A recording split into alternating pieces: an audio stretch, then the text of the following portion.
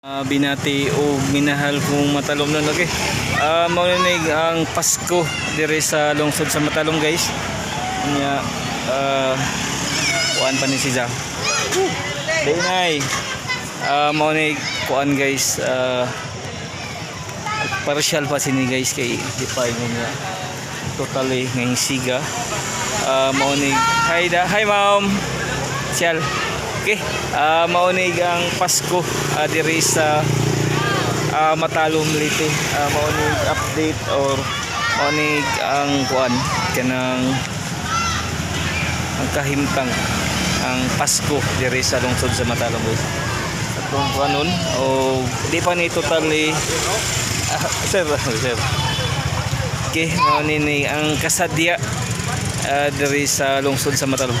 Katong ganahan mo suroy, welcome mong tanan diri nga mobisita sa ato ang Matalom Municipal Plaza diri sa lungsod sa Matalom, guys. Okay, busing katong ganahan mo suroy, welcome mong tanan diri nga mobisita sa Matalom Municipal Plaza diri sa lungsod sa Matalom. Okay, ani ang kasadya sa Pasko diri sa lungsod sa Matalom, guys.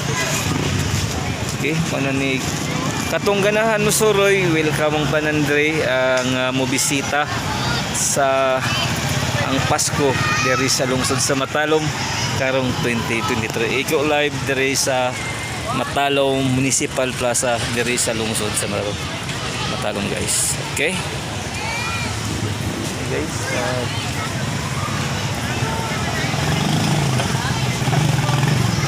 katong ganahan mo suroy, welcome mong tanan diri, guys, nga mobisita sa Matalom Municipal Plaza diri sa lungsod sa Matalom karong 2023. Okay, balikon ko sa mga negosyante di ay nga ganahan magnegosyo diri sa lungsod sa Matalom.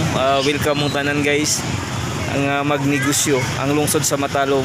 Nanginahanglan jud og mga investor, nanginahanglan og mga negosyante. Ako manghinaot nga daghang musuroy or mobisita diri sa Matalom Municipal Plaza diri sa lungsod sa Matalom, Leyte, Philippines. Okay, ayan ang paglangan og atong bisitahon ang Pasko diri sa lungsod sa Matalom.